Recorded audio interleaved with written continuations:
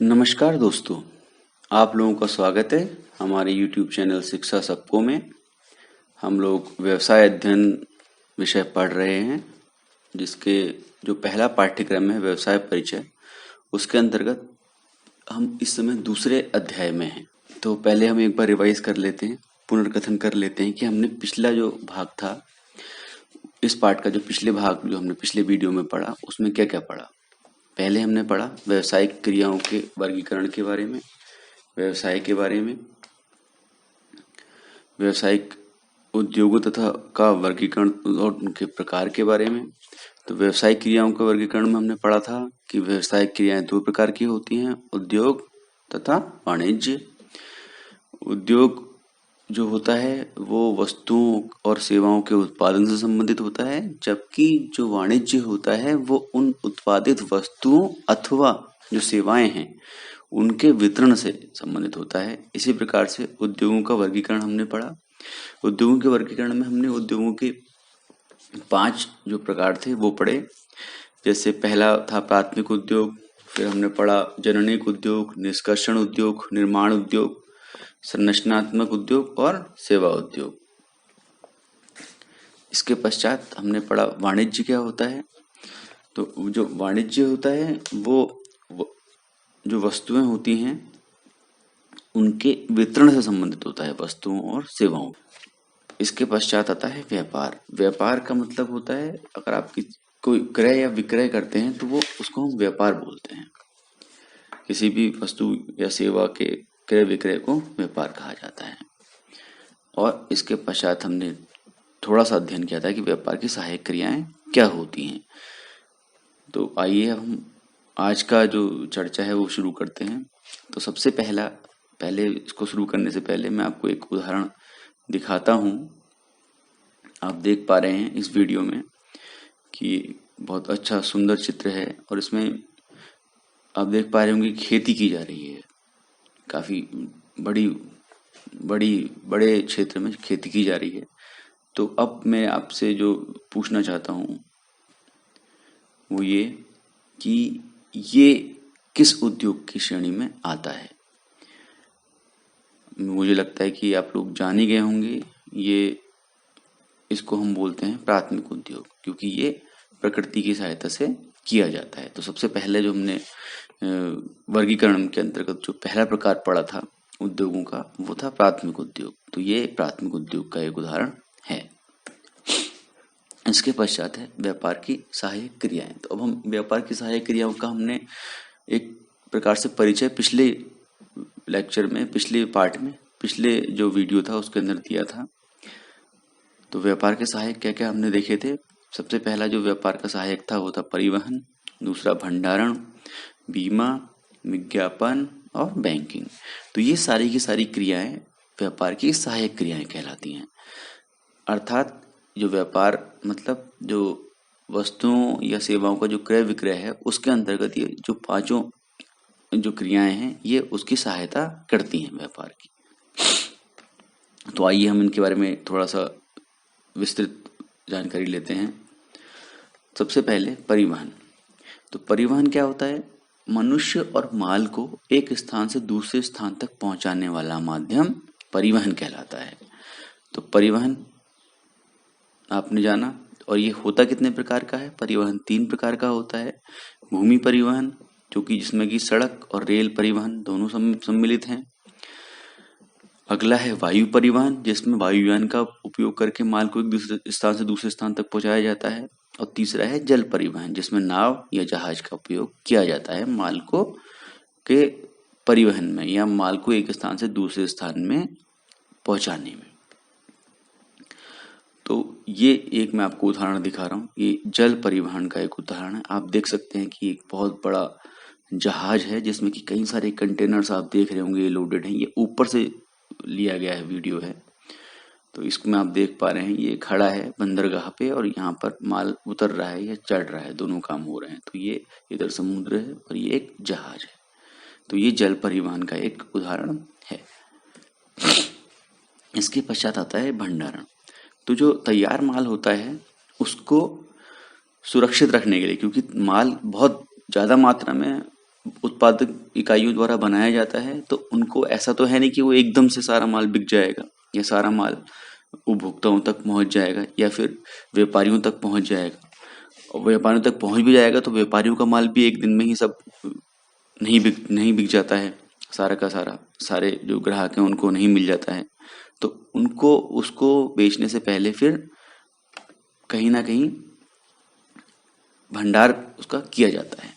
तो ये एक भंडार गृह का आपको फोटो दिखाया गया है, एक चित्र दिखाया गया है, जिसमें कि आप देख पा रहे हैं कि माल को व्यवस्थित तरीके से रखा गया है इस वेयर हाउस में। इसको वेयर हाउस भी बोलते हैं, जहाँ पे माल का भंडारण होता है, तैयार माल का भंडारण। इसके पश्चात है बीमा। तो बीमा में क्या होता है, अब हमने देखा कि माल जब उत्पादित होता है और जब हम उसका भंडारण करते हैं तो उस समय एक जोखिम होता है। जोखिम होता है, किस प्रकार का जोखिम होता है कि कोई दुर्घटना ना हो जाए, या अगर भंडार गृह में रखा हुआ है तो कोई आग ना लग जाए या चोरी ना हो जाए। तो इन सब जो जोखिम है या जो रिस्क है, इसको कवर करने के लिए या इसको रोकने के लिए या इसको कम करने के लिए आदमी क्या करता है, इसके बचाव के लिए बीमा करता है। जो व्यापारी होता है उसका बीमा कराता है। तो बीमा कराने के लिए क्या होता है, एक प्रोसेस होता है, एक प्रक्रिया होती है, जिसमें कि वो एक बीमा पॉलिसी किसी बीमा कंपनी से बीमा पॉलिसी लेता है।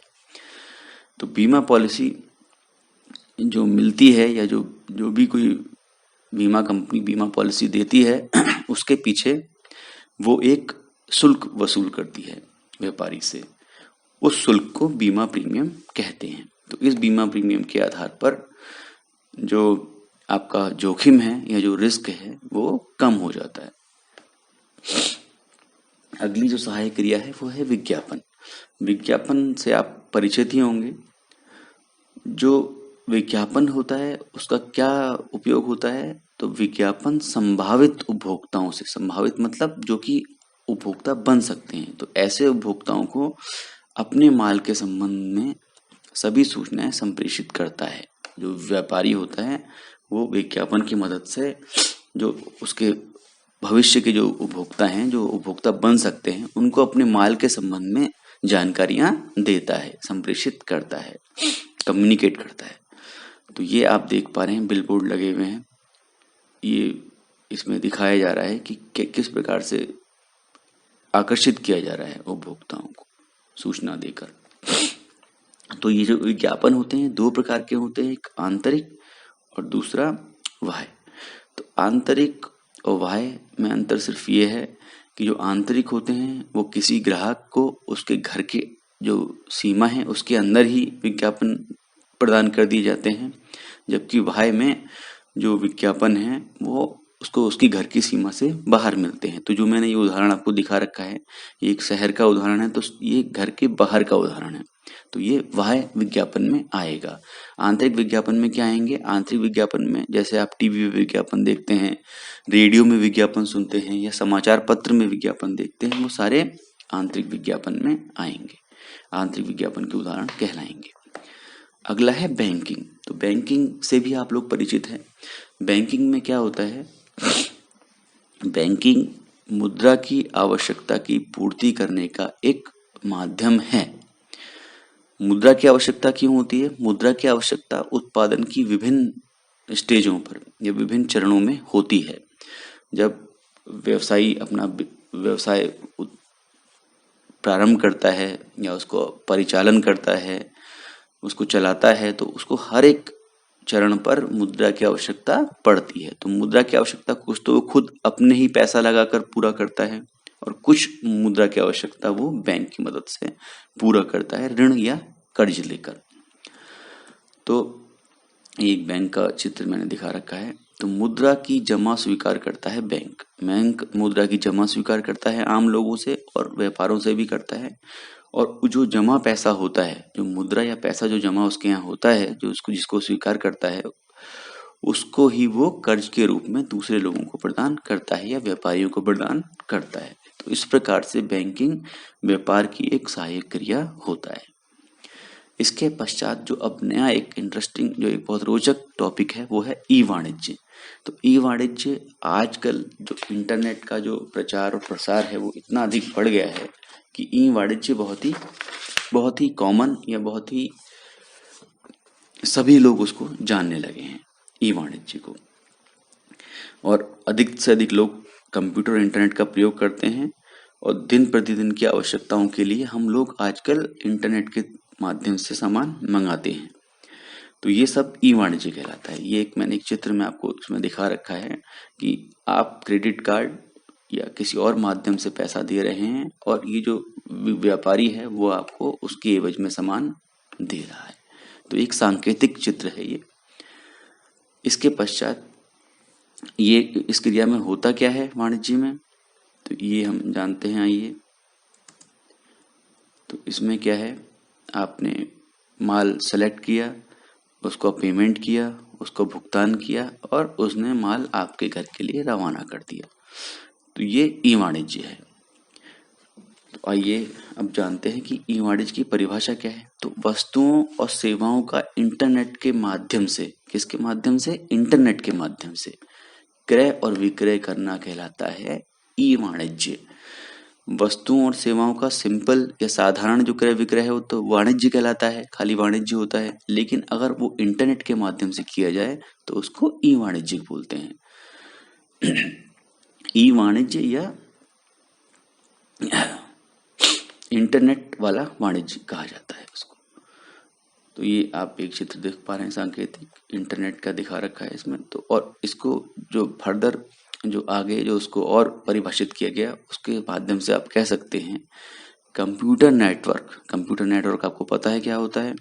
कंप्यूटर नेटवर्क पर वस्तुओं और सेवाओं का क्रय विक्रय और विनिमय करना, उनका एक्सचेंज करना और लेन देन अथवा विक्रय की शर्तों को इलेक्ट्रॉनिक तरीके से निष्पादित करना, ये कहलाता है ई वाणिज्य। इलेक्ट्रॉनिक तरीके से मतलब आप उसको पेमेंट जो उसको भुगतान करते हैं वो भी इलेक्ट्रॉनिक तरीके से करते हैं और जो अन्य शर्तें हैं वो भी इलेक्ट्रॉनिक तरीके से निष्पादित हो जाती हैं। अन्य शर्तों में हो सकता है उसका बिक्री के पश्चात जो सेवा है वो भी सम्मिलित है और इस प्रकार की अन्य चीजें सम्मिलित हैं। तो आइए अब इसके बारे में हम संक्षिप्त रूप से पढ़ते हैं कि परंपरागत व्यवसाय और ई व्यवसाय में क्या अंतर होता है। तो परंपरागत व्यवसाय तो आपको पता ही है क्या होता है। ई व्यवसाय के अंतर हम इसका अंतर देखते हैं।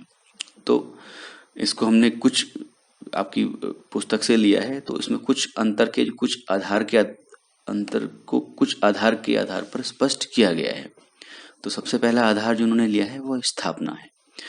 तो जो एक परंपरागत व्यवसाय है उसकी स्थापना कठिन होती है, लेकिन जो आजकल ई व्यवसाय होते हैं कोई भी व्यक्ति एक वेबसाइट बनाकर अपना व्यवसाय शुरू कर सकता है। तो ये अपेक्षाकृत सरल होता है या उसके मुकाबले सरल होता है परंपरागत व्यवसाय के मुकाबले।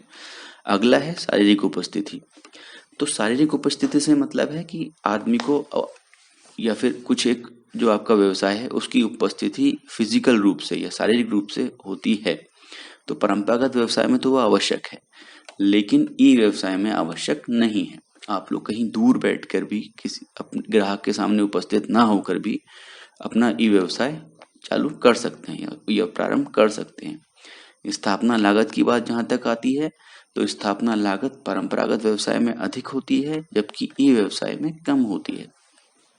इसके पश्चात प्रचालन लागत। प्रचालन मतलब जो चलाने में जो लागत आती है, जो दिन प्रतिदिन जो उसके अंदर पैसा लगाया जाता है बिजनेस को चलाने के लिए, क्योंकि एक बार तो आप शुरू में लगा देंगे पैसा, एक पैसा आपको लगाना पड़ता है उसको जारी रखने में, तो उसको बोलते हैं प्रचालन लागत।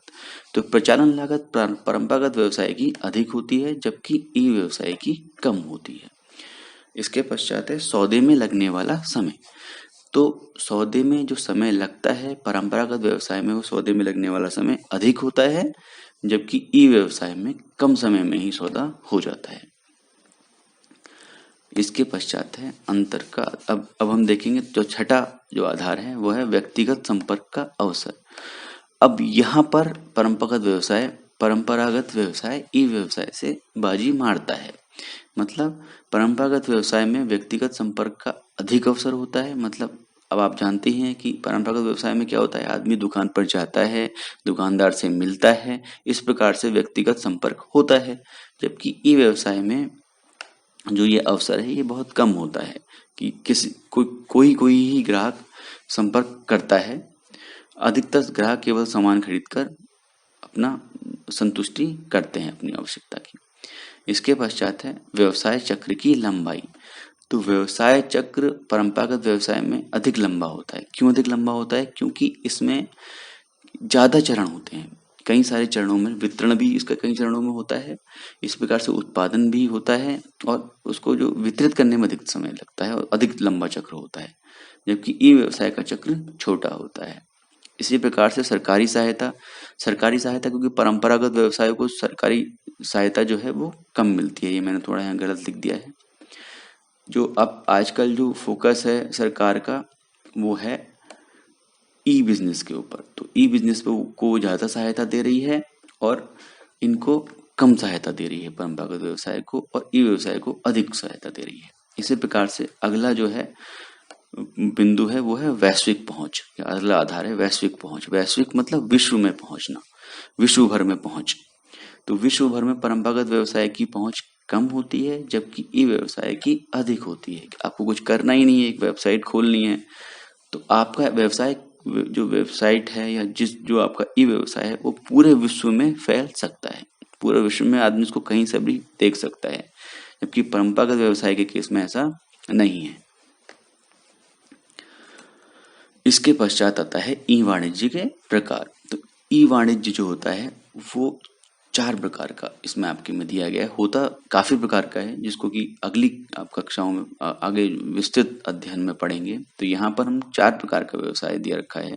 सबसे पहला होता है व्यवसाय से व्यवसाय, मतलब एक व्यवसाय से दूसरे व्यवसाय के मध्य जो इलेक्ट्रॉनिकली जो वाणिज्य किया जाता है उसको बोलते हैं B2B या व्यवसाय से व्यवसाय वाला वाणिज्य।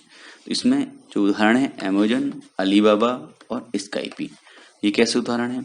अमेजन और अलीबाबा क्या करते हैं, बड़े बड़े जो व्यवसाय होते हैं वो भी अमेजन और अलीबाबा की मदद से सामान एक दूसरे को क्रय विक्रय करते हैं। बड़े बड़े व्यवसाय, अमेजन तो आपने अपने व्यक्तिगत यूज के लिए भी यूज किया होगा, लेकिन अमेजन बड़े बड़े व्यवसायों को भी वस्तुओं और सेवाओं को आदान प्रदान या विक्रय या विनिमय का मौका देता है। इस प्रकार से अलीबाबा तो पता ही, अलीबाबा चाइना की एक कंपनी है जो कि बहुत बड़ा प्लेटफॉर्म देती है। बहुत बड़ा एक प्लेटफॉर्म है लोगों को या व्यवसायों को एक दूसरे से सामान खरीदने और बेचने के लिए। इसके पश्चात है स्काइपी। स्काइपी क्या करता है? स्काइपी विभिन्न व्यवसायों को एक दूसरे से संपर्क करने के लिए सेवाएं देता है। वो लोग इसकी मदद से एक दूसरे से कम्युनिकेट कर सकते हैं स्काइपी की मदद से। तो ये एक सेवाएं प्रदान करता है। ये दोनों वस्तुओं के बारे में हो गया, ये सेवाओं के लिए हो गया। इसके पश्चात है व्यवसाय से उपभोक्ता। तो व्यवसाय से उपभोक्ता का मतलब है व्यवसाय से सीधे उपभोक्ता तक माल पहुंचाना। तो इसको बोलते हैं B2C।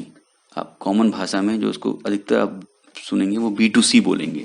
तो B2C मतलब बिजनेस टू कस्टमर या कंज्यूमर। तो इसमें जो उदाहरण मैंने दिए हैं वो एडिडास या रीबॉक या फिर सोनी और सैमसंग, ये सारी जो कंपनियां हैं ये आजकल सीधे इन्होंने अपनी वेबसाइट बना रखी हैं और सीधे सीधे ई कॉमर्स के माध्यम से उपभोक्ताओं तक अपने सामानों को पहुंचा रही हैं। तो आपको बहुत आसानी से एडिडास, रीबॉक इन सब की वेबसाइट मिल जाएगी जहां पर कि ये अपना माल बेचती हैं। आपने इनको और जगह से भी इनका माल खरीद सकते हैं, अमेजन, अलीबाबा या इन जगहों से, लेकिन आपको जो मिलेगी इनकी अपनी वेबसाइट भी मिलेंगी जिस पे कि ये सीधे भेजती हैं। तो वो B2C का उदाहरण होगा, व्यवसाय से उपभोक्ता का उदाहरण होगा। इसके पश्चात है उपभोक्ता से व्यवसाय।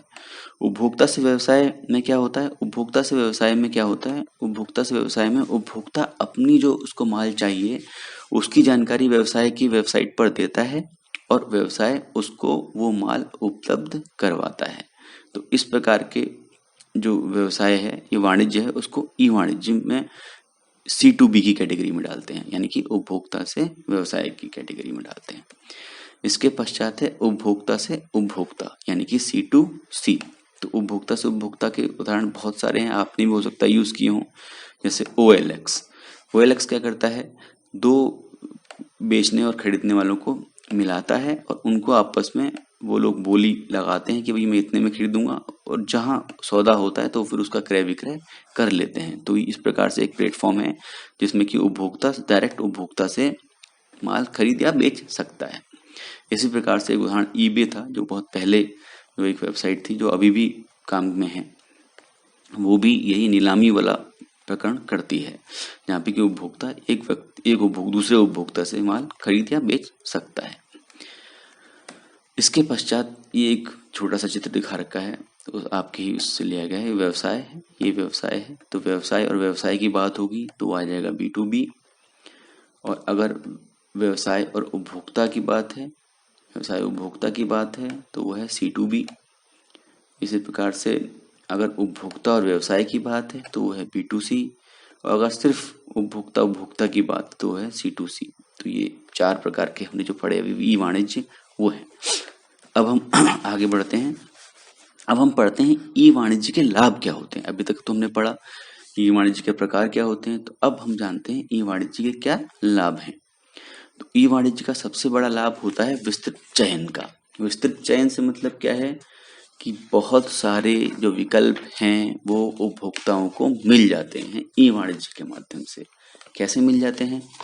आप सिंपली जो उत्पादक है या फिर जो विक्रेता है उसकी वेबसाइट पर जाएंगे और आपको उसमें हजारों विकल्प मिलेंगे।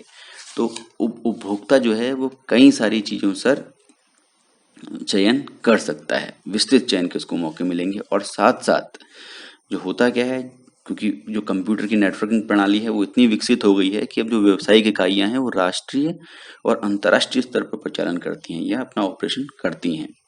तो जो ग्राहक जो रहते हैं उनको अंतर्राष्ट्रीय स्तर का जो वस्तुएं चाहिए वो भी यहाँ पर उपलब्ध है देश में अपने। आपने देखा होगा कई सारे विदेशी ब्रांड भी आप लोग खरीदते हैं आजकल। इसका जो अगला जो लाभ है, अच्छी ग्राहक सेवाएं। अच्छी ग्राहक सेवाओं से मतलब ये है कि जो सप्लायर होते हैं, जो आपूर्तिकर्ता होते हैं, वो अपने ग्राहकों के लिए एक बहुत बड़ी श्रृंखला या बहुत बड़ी रेंज उपलब्ध करा देते हैं। तो अब ये इससे क्या फायदा होता है? इससे इससे ये फायदा होता है कि उनको जो ग्राहक होते हैं उनको अनेक उत्पादों के बारे में जानकारी मिल पाती है, उनको कैसे उपयोग करना है उसके दिशा निर्देश सीधे इंटरनेट से मिल जाते हैं, वीडियो मिल जाते हैं। इसी प्रकार से उत्पाद की जो वैरायटी है वो उसके बारे में पता चलता है, और उसकी जो उपयोगिता क्या है उसके बारे में पता चलता है। और ग्राहक चाहे तो इन चीजों से संबंधित सवाल भी कर सकता है, जिसका कि जवाब जो व्यवसायी है या जो व्यापारी है वो उसके माध्यम से, इंटरनेट के माध्यम से ही उसको दे देता है। इस प्रकार से अच्छी ग्राहक सेवाएं ग्राहकों को प्राप्त होती हैं।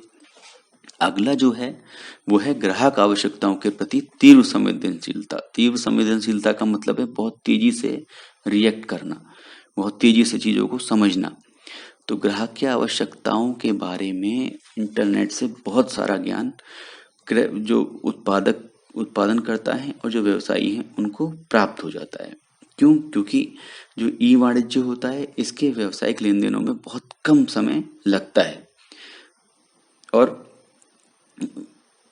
इससे क्या होता है, इससे जो वितरण जो होता है, डिस्ट्रीब्यूशन जो होता है, उसका बहुत छोटा माध्यम उपयोग में लाया जाता है। इसमें कोई थोक व्यापारी या फुटकर व्यापारी या कमीशन एजेंट ये लोग बीच में नहीं आते हैं। सीधे माल उपभोक्ता को सीधे उत्पादकों द्वारा उपभोक्ता को उत्पादों और सेवाओं को उपलब्ध कराया जाता है। तो ये तीव्र संवेदनशीलता का उदाहरण है। इसके पश्चात आता है जो अगला लाभ है वो है लागत में बचत और मूल्यों में कमी। तो लागत में बचत कैसे होती है?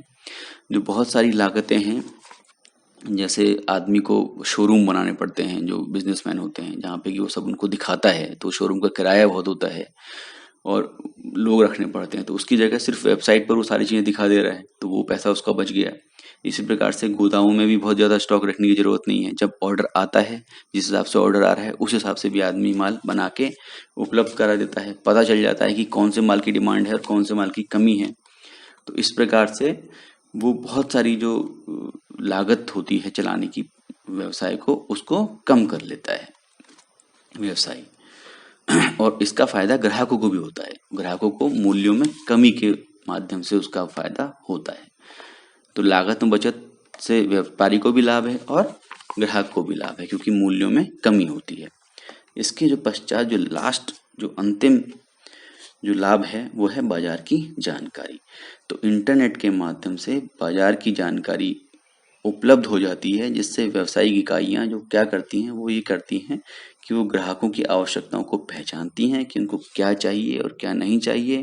तो ये जानकारी जुटाकर वो लोग उसी प्रकार से अपना माल बनाते हैं, या जो अभी तक जो उत्पाद वो तैयार कर रहे हैं उस उत्पाद के अंदर परिवर्तन करते हैं। ग्राहकों की जो जो ग्राहकों का जो रिएक्शन है, या जिसको बोलते हैं उनकी उनकी क्या कैसे वो उस नए माल को ले रहे हैं या पुराने माल को ले रहे हैं, उसके जो फीडबैक है उसके माध्यम से वो अपनी जो नया माल है, जो सेवाएं हैं या वस्तुएं हैं, उनको मॉडिफाई करते हैं, उनको परिवर्तित करते हैं, या फिर नए सेवाएं और वस्तुओं को उपलब्ध कराते हैं बाजार में। तो इस प्रकार से आपने देखा कि ई वाणिज्य के किस प्रकार से लाभ हैं और किस प्रकार से ये दिन प्रतिदिन बढ़ रहा है ई वाणिज्य। तो आज के लिए इतना ही। हम लोगों ने ये जो दूसरा चैप्टर है उद्योग तथा वाणिज्य, जो दूसरा पार्ट है पहले पाठ्यक्रम का, वो पूर्ण कर लिया है। तो इस प्रकार से ये हमारा पाठ्यक्रम एक पूर्ण होता है। अब हम लोग अगले वीडियो में आपसे फिर मिलेंगे, तब तक के लिए धन्यवाद। आप लोगों से अंत में फिर एक बार अनुरोध है कि अगर आप लोग इस वीडियो आपको पसंद आ रहे हैं, तो अगर आपको कुछ सवाल हैं तो वो आप हमें कमेंट बॉक्स में लिख के दीजिए। हम लोग आपकी मदद करने के लिए ही हैं। और साथ ही अपने साथियों को, जो दूसरे साथी हैं, उनको इसके बारे में अवगत कराएं। और जो लोग जो लोग सिर्फ ज्ञान के लिए इस वीडियो को देख रहे हैं, वो लोग अगर ऐसे कोई जरूरतमंद लोग हैं जो कि ओपन बोर्ड से पढ़ रहे हैं, तो उनको इसको उपलब्ध कराने में हमारी मदद करें, और इस जो हमारा एक प्रयास है इसमें हमारे को सहयोग प्रदान करें। धन्यवाद।